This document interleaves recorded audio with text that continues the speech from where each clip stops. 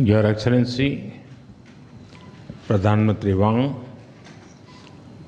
दोनों देशों के डेलीगेट्स, मीडिया के साथियों, नमस्कार। पदभार संभालने के बाद प्रधानमंत्री वांग की पहली भारत यात्रा पर मैं उनका हार्दिक स्वागत करता हूं। यह यात्रा और भी विशेष है क्योंकि इस वर्ष हम अपने संबंधों की 60वीं वर्षगांठ मना रहे हैं। फ्रेंड्स, पिछले साल मेरी सिंगापुर यात्रा के दौरान हमने अपने संबंधों को कॉम्प्रिहेंसिव स्ट्रेटेजिक पार्टनरशिप का दर्जा दिया था। इस एक वर्ष में हमारे संवाद और सहयोग में गति और गहराई आई है। आज साउथ ईस्ट एशिया क्षेत्र में सिंगापुर हमारा सबसे बड़ा ट्रेड पार्टनर है। सिंगापुर से भारत में बड़े स्तर पर निवेश हुआ है। हमारे रक्षा संबंध निरंतर मजबूत हो रहे हैं। पीपल टू पीपल संबंध गहरे और जीवंत है। आज हमने अपनी पार्टनरशिप के भविष्य के लिए एक डिटेल्ड रोड मैप तैयार किया है। हमारा सहयोग केवल पारंपरिक क्षेत्रों तक सीमित नहीं रहेगा। बदलते समय के अनुरूप advance manufacturing, green shipping, skilling, civil nuclear और अर्बन वाटर मैनेजमेंट जैसे क्षेत्र भी हमारे सहयोग के केंद्र बिंदु बनेंगे।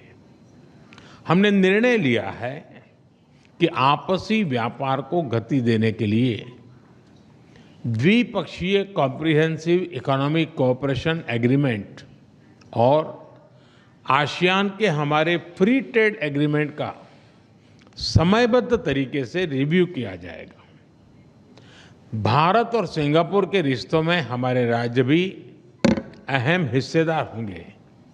जनवरी में जब राष्ट्रपति थर्मन भारत यात्रा पर आए थे तो वे ओडिशा भी गए थे। पिछले एक साल में ओडिशा, तेलंगाना, आसाम और आंध्र प्रदेश के मुख्यमंत्री सिंगापुर जा चुके हैं।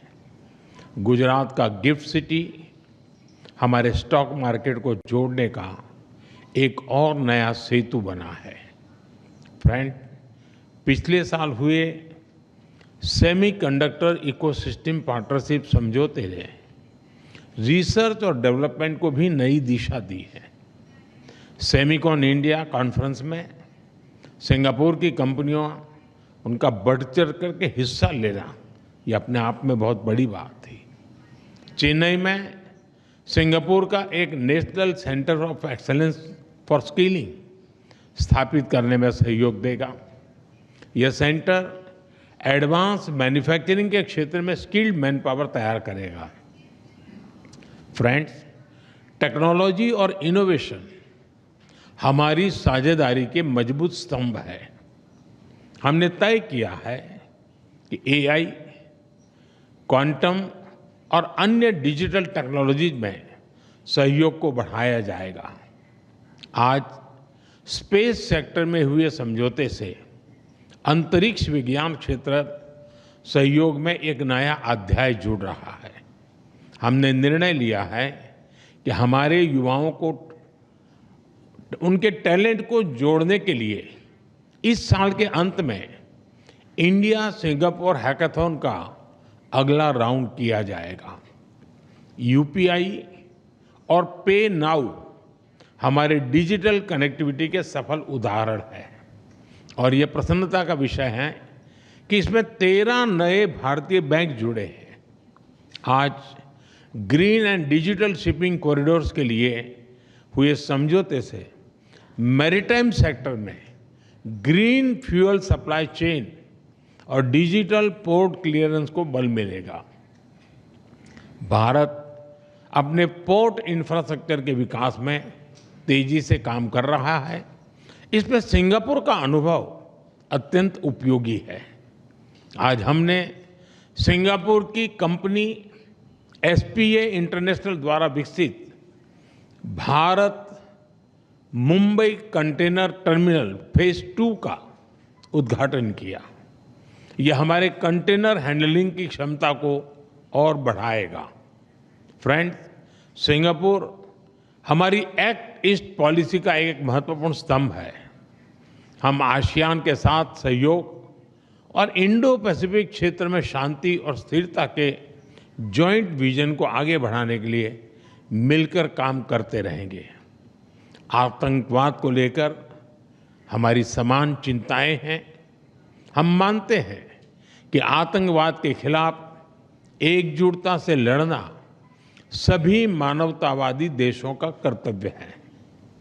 पहलगाम में हुए आतंकवादी हमले के बाद भारत के लोगों के प्रति संवेदना और आतंकवाद के खिलाफ हमारी लड़ाई में समर्थन के लिए मैं प्रधानमंत्री वांग और सिंगापुर सरकार का आभार व्यक्त करता हूं। Excellency, our relations go far beyond diplomacy. This is a partnership with purpose, rooted in shared values, guided by mutual interests and driven by a common vision for peace, progress and prosperity. हमारी इस भागीदारी में आपकी निजी प्रतिबद्धता के लिए मैं आपका आभार व्यक्त करता हूं। बहुत बहुत धन्यवाद। Thank you.